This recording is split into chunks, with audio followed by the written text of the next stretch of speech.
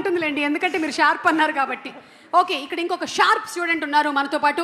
Yes, mister Rana గారు రోజు షార్ప్నర్తోనే అసలు షార్పన్ చేసుకుంటూ ఉంటారు ఆయన బ్రెయిన్ని. ఎస్, చెప్పండి, మీరు ఆ రోజుల్లో కంబైన్డ్ స్టడీస్ ఎలా చేసేవాళ్ళు, ఎవరితో చేసేవాళ్ళు? కంబైన్డ్ స్టడీస్ అంటే సోలోగా చదవలేదండి. కంబైన్డ్ ఎక్కడ వస్తుంది? ఎప్పుడైనా సరే మనలాంటి స్టూడెంట్స్ సోలోగా ఏం చదవలేరు, ఎవరో ఒకళ్ళని పెట్టుకోవాలన్నమాట పక్కన. నేనండి కంబైన్డ్ రామ్ చరణ్తో చేసేవాడిని. కంబైన్డ్ బాగా కంబైన్డ్ స్టడీస్ చేశాను. ఎలా ఉండేది ఆ కంబైన్డ్ స్టడీస్? అంటే ఎంతవరకు అంటే అంతవరకు చదువుకున్నామండి ఇద్దరం. అది ఎంతవరకు అంటే పంజగుట్ట వరకా లేకపోతే? లేదు, యూసఫ్ కూడా వరకు అండి. ఓకే, అంటే ఆ చదువుల్లో ఎప్పుడైనా గోడ దూకడాలు అలాంటివి కూడా ఏమైనా జరిగాయా? లేదు, దూకడాలు లేదండి. అంటే కిటికీ ఎలా దూకుతాడు రాణా గారు? పట్టరా ఆయన కిటికీలో? యాక్చువల్లీ కరెక్ట్, అది కరెక్టే అండి. ఎందుకంటే కంబైన్డ్ స్టడీస్ అని చెప్పి కిటికీ గ్రిల్ తీసేసి బయటికి దూకేసి వెళ్ళిపోయేవాళ్ళం. వావ్. సో ఏదో ఒకటి స్టడీస్ వల్ల ఒకటి ఉపయోగపడింది మనకి. కిటికీలు తీయడం ఎలా తెలుసు? కార్పెంటరీ నేర్చుకున్నానండి. Very good, very good. అంటే స్టడీస్ వల్ల ఏదో ఒక ఉపయోగం అయితే ఉండాలి కదా. ఓకే, సో ఇప్పుడు ఇండస్ట్రీలో ఒకవేళ కనుక వీళ్ళు టీచర్స్ అవుతే ఎవరు ఏ సబ్జెక్ట్ చెప్తే బాగుంటుందో ఒకసారి మీరు చెప్పాలి మాకు. పిక్చర్ నెంబర్ 1 రామ్ చరణ్ గారి పిక్చర్ వేయండి అమ్మా.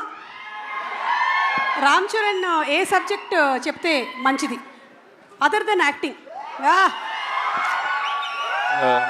హార్స్ రైడింగ్ నేర్పిస్తే బాగుంటుంది. Wow, that's super. Yeah, he can teach terrific horse riding in school. Super.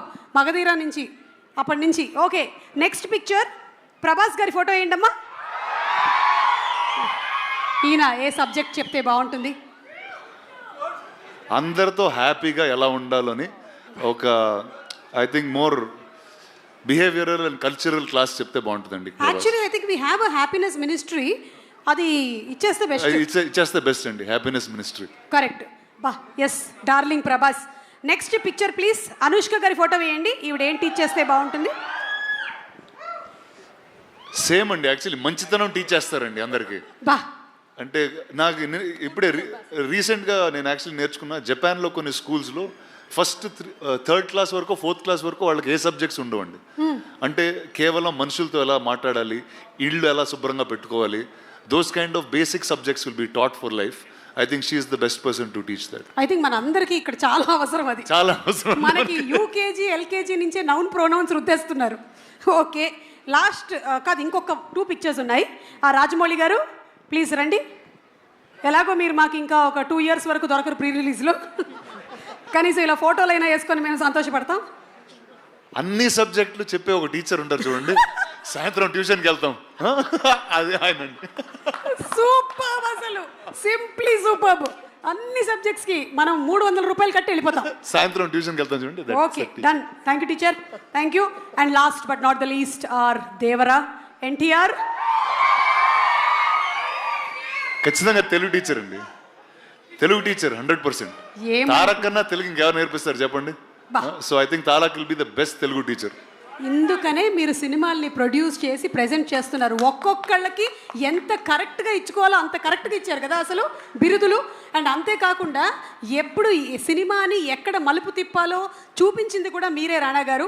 అంటే తెలుగు సినిమా ఈ రోజున విజయకేతనం ఆస్కర్ వరకు వెళ్ళింది అంటే you were the first person who identified it and took it and marketed Telugu films. So thank you so much. Thank you. You have been truly a teacher for many people. ఇంత చిన్న వయసులోనే చాలా పెద్ద బాధ్యతలు వచ్చేసాయి. ఏం చేస్తాం, తప్పదు. ఒక్కసారి సరిపోదా శనివారంతో సూపర్ డూపర్ హిట్ కొట్టి, అసలు ఈ రోజు శనివారం కాదు కాబట్టి మనం బతికిపోయాం. కానీ what a terrific performance Nani, చూసేసా నేను.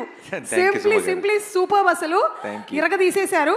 సో ఇప్పుడు ఈ సినిమా అంతా కూడా about human relationships and maths కాబట్టి మీకు బెస్ట్ స్కోరింగ్ సబ్జెక్ట్ ఏంటో చెప్పండి. Special English. స్పెషల్ ఇంగ్లీషా?